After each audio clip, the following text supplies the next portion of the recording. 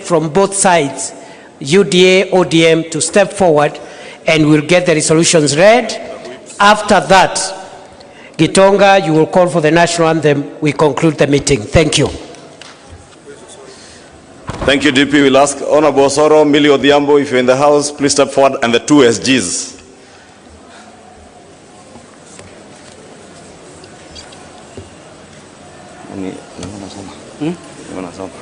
No, you can read page 1, then you can give me the rest. This thing.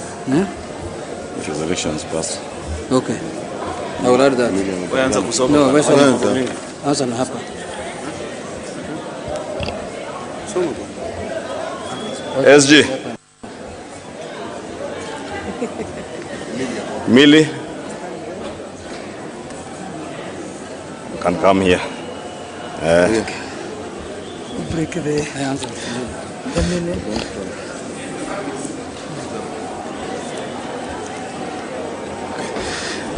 Your Excellency, if you allow me to also acknowledge among us those members who are here, we also have our partners and friends from Jubilee Party who are not part of ODM or Kenya Kwanza and are here, and we truly appreciate them for joining us. I'll now proceed to read the communique following the second joint ODM-UDA parliamentary group meeting held at the KICC today in Nairobi. The joint parliamentary group of the United Democratic Alliance, UDA, and the Orange Democratic Movement, ODM, held its second meeting at the Kenyatta International Conference Center, Nairobi, on the 10th of March 2026.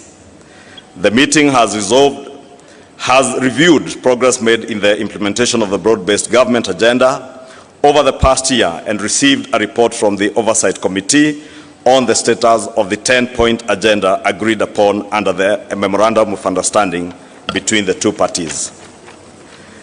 The joint PG noted with satisfaction that approximately 80% of the agreed commitments have been implemented.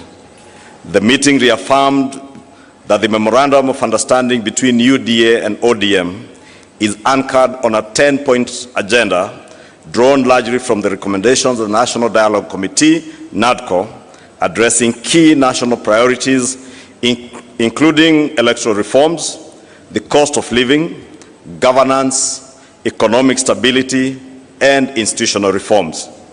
Members have observed that the partnership has contributed significantly to political stability and created an enabling environment for the implementation of programs aimed at expanding economic opportunities, particularly for young people in our country, while strengthening sound economic management.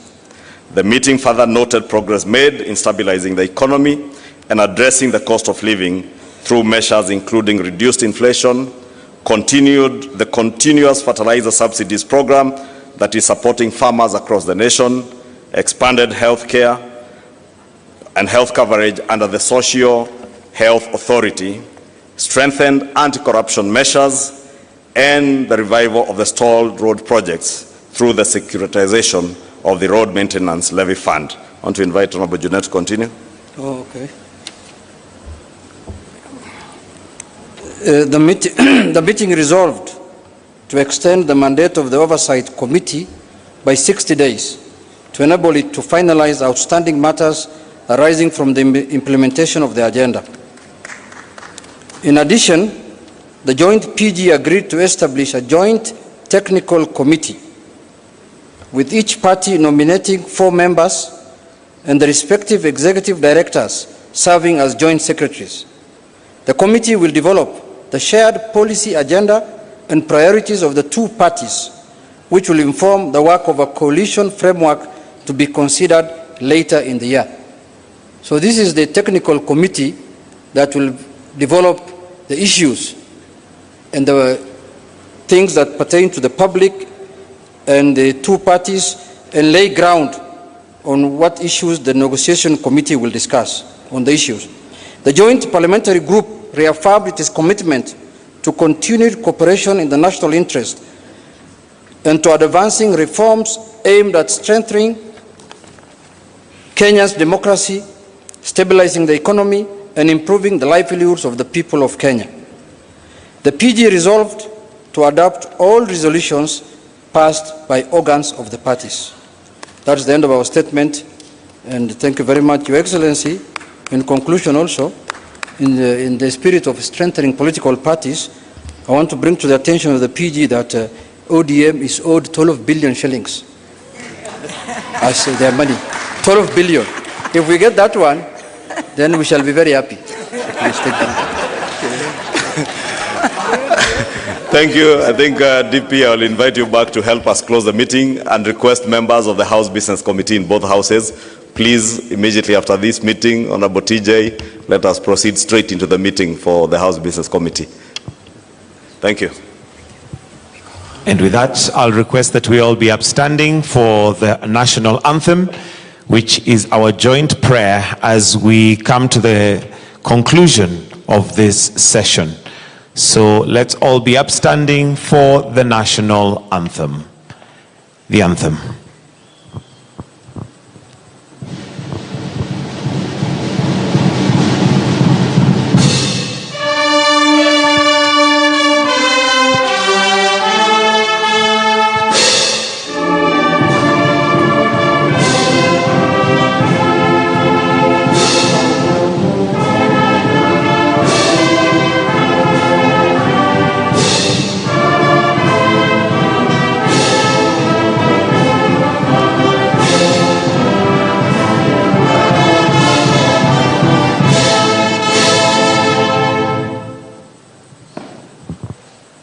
And with that, we'll now allow His Excellency to depart and leave at his own pleasure.